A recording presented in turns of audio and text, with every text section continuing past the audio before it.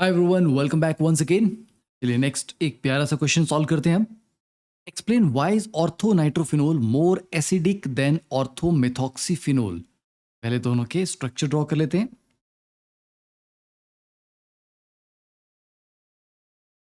ठीक है, ये आ गया आपके पास ortho nitrophenol and then we have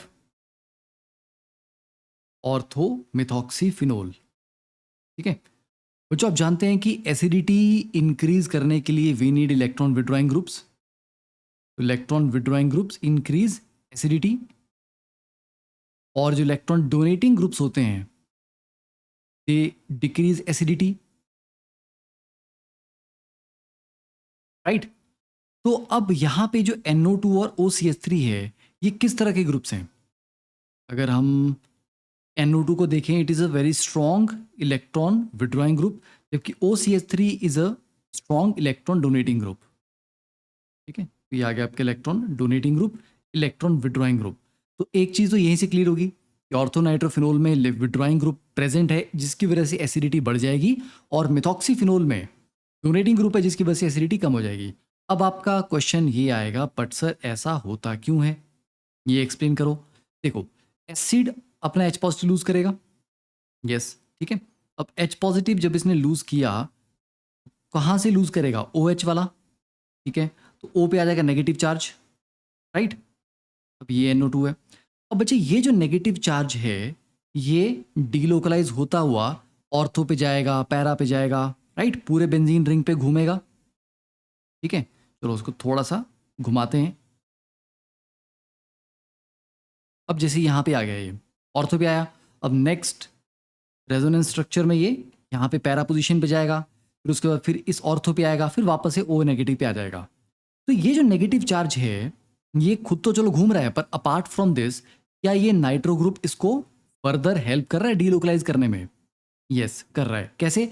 एक को नाइट्रो का -I इफेक्ट, इंडक्टिव इफेक्ट से भी विड्रॉ करेगा, तो नेगेटिव चार्ज को विड्रॉ करके स्टेबलाइज करेगा इंडक्टिव इफेक्ट के थ्रू।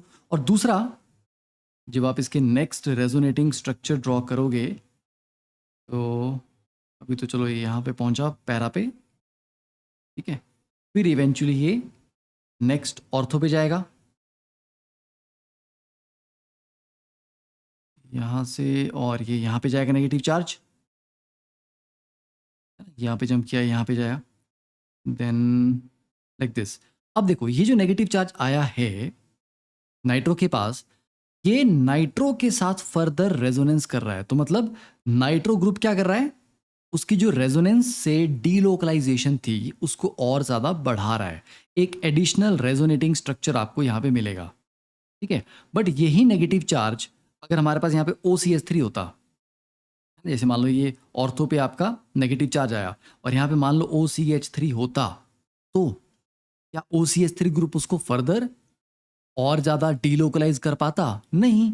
नेगेटिव चार्ज के बगल में OCH3, जो कि एक डोनेटिंग ग्रुप है, वो क्या करेगा? डिस्टेबलाइज करेगा, क्योंकि ऑक्सीजन के दो लोन पेयर्स, बगल में negative charge, too much electron density, repelling each other. समझ गए? तो इसीलिए H पॉजिटिव लूज करने के बाद नाइट्रो ग्रुप उस नेगेटिव चार्ज को स्टेबलाइज करने में हेल्प कर रहा है, जबकि OCH3 नहीं कर रहा। ठीक है, चलो इसको अगर मैं ऐसे लिखूं, मान लो यहाँ पे O नेगेटिव आ गया, बगल में ये OCH3 है, एंड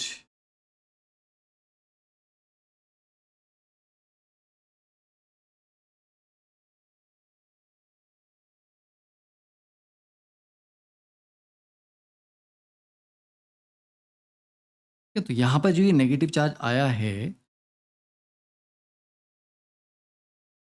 OCH3 ग्रुप क्या करेगा? destabilizes the conjugate base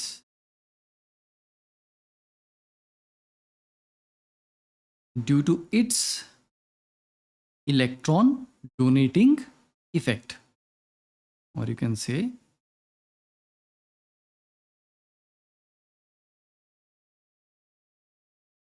यहाँ पे नेगेटिव चार्ज आ गया, और ये भाई से भी और डोनेट करेंगे, तो उससे नेगेटिव नेगेटिव चार्ज में रिपल्शन होगी और वो डिस्टेबलाइज होगा।